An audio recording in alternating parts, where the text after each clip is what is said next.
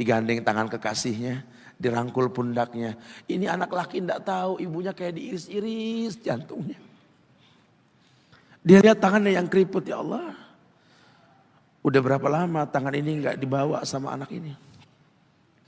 Udah berapa lama tangan ini nggak digandeng sama anak saya? Insya Allah. Kita merasa bangga akur rangkul istri kita, ibu kita ngelihat pundaknya.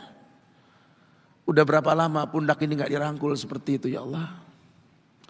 Dulu aku berdandan secantik-cantiknya, ku dandankan anaknya, ku bawa di hadapan kawan-kawanku bangga.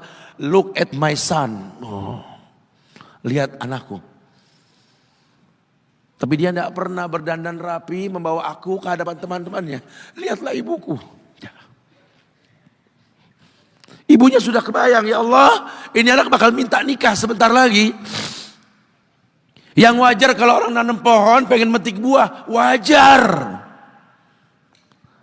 Ini buah belum terasa, pohon sudah mau dibawa, kebayang tidak? Ya Allah. Mulai dia kebayang.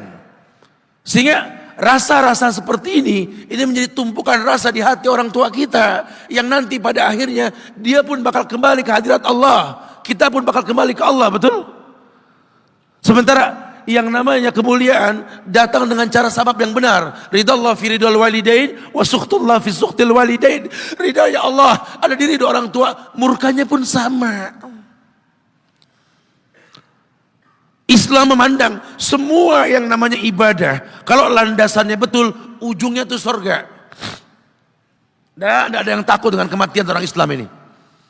Karena semua ibadah yang dia lakukan berujung pada surga. Dan yang paling gampang ketika dia mau menaklukkan dunia, demi Allah, berkah orang tua dulu yang diambil. Ini dirasa oleh orang mulia yang Nabi katakan, innahu min ahlis sama, innahu min ahlis sama. Manhu? Siapa dia?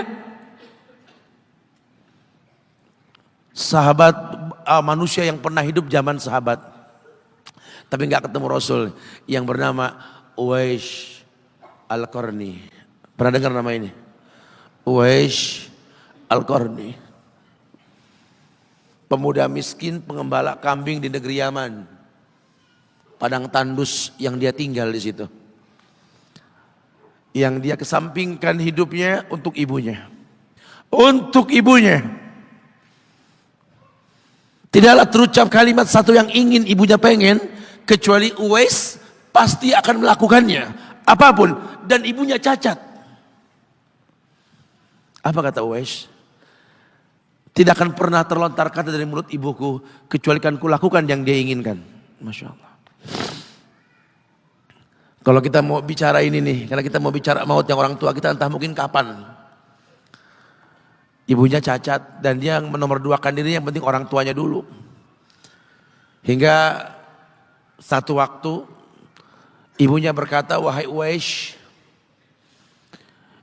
ibu sudah tua. Andai kematian mendatangi ibu, ada beberapa keinginan yang ibu pengen merasakan keinginan tersebut. Mungkin enggak ya? Apa bu? Katakan. Ibu pengen haji. Bengong, Wais, ya Allah bu. Ini Yaman, Hadramaut, yang sekarang saja pesawat itu bisa 3 jam menuju Saudi itu. 2 jam lebih lah menuju Saudi. Itu Jakarta Surabaya aja deket. Sejam 40 menit paling. Ini lebih jauh lagi, kebayang berapa ratus kilo, berapa ribu kilo nggak tahu. Ya baiklah ibu. Kata Uwais, aku tidak pernah menolak permintaan ibuku. Tapi kali ini aku tidak bisa menjawab karena mikir gimana caranya ini. Ibunya cacat, tinggal jauh, miskin pula dia. Apalagi dia seorang pemuda yang punya penyakit sopak. Ada tanda-tanda putih di bagian badan itu kayak pano besar gitu. Udahlah, terserah gimana nantilah. Yang penting ini nomor 1 dalam hidup ini. Dia beli seekor anak sapi. Digendong tiap hari itu sapi sama si Uwais menuju puncak gunung. Turun lagi. gendong ke atas, turun lagi tiap hari. Sampai orang bilang, Uwais gila no. Orang sapi dipiara dia digendong, no Uwais no. Tiap hari naik gunung yang tinggi. Sampai nggak berasa, dikatakan 8 bulan dia lakukan itu. Sehingga terbentuklah fisiknya yang bagus karena olahraga tiap hari bawa itu sapi. Dan sapi itu makin berat, dalam hikayat dikatakan sampai di atas 100 kilo itu sapi. 8 bulan. Kemudian dia tetap gendong ke atas dan dia yakin, bismillah saya yakin. Sampailah bulan haji. Ibu naik ke pundakku, digendong ibunya dari negeri Yaman. Subhanallah. Gak ada yang gak mungkin, lihat. Dibawa ibunya ke Mekah, bertawaf di Ka'bah. Dunia menyaksikan. Bahkan hikayat mengatakan dia sempat bertanya kepada sahabat Abdullah bin Umar, aku telah menggendong ibuku dari negeri Yaman menuju Makkah, bertawaf di Ka'bah ini. Sudahkah aku membayar jasa ibuku? Apa kata sahabat Abdullah bin Umar? Bahkan satu hentakan napas pun ketika melahirkanmu belum terbayar. Bahkan satu hentakan napas pun ketika melahirkanmu belum terbayar. Dia selesaikan tawafnya. Selesai tawaf, dibawa ibunya ke makam Ibrahim untuk sholat 2 rakaat. Selesai sholat, diangkat tangan, dia berdoa kepada Allah. Ya Allah, ampunkanlah ibuku ya Allah. Ampunkan ibuku ya Allah. Masukkanlah dia ke sorgamu ya Allah. Masukkan dia ke sorgamu ya Allah. Ibunya berbisik, Uwais, sudahlah. Mintalah pada Tuhanmu ampunan untuk dirimu dan sorga untukmu. Wallahi wahai ibu, Allah ampunkan kamu, Allah masukkan kamu ke sorga, cukup untukku. Ridhomu yang kubutuhkan wahai ibu. Lihat, manusia saleh, hasil doa Rabbi habli minas solihin. Lihat, makanya ketika Nabi mengatakan innahu min ahli sama, ini manusia penghuni langit. Umar, Ali, temui Uwais. Karena Uwais itu pernah mau ketemu sama Rasul, gak ketemu. Uwais izin sama ibunya setelah urusan haji beres, mau ketemu Rasul di Madinah. Kata ibunya, jangan lama-lama nak, ibu menantimu nak. Datang dia ke rumah Rasul, ada Aisyah radhiyallahu anha. Kata Aisyah, Rasul sedang perang, susah kau temui dia. Kapan pulangnya Rasul? Mungkin beberapa hari atau mungkin saya tidak tahu. Sedih banget, wah insya Allah. Pengen ketemu Rasul di zamannya gak ketemu. Kalau bukan karena ibunya yang berkata, kalau tak kau temui pulanglah ke ibumu.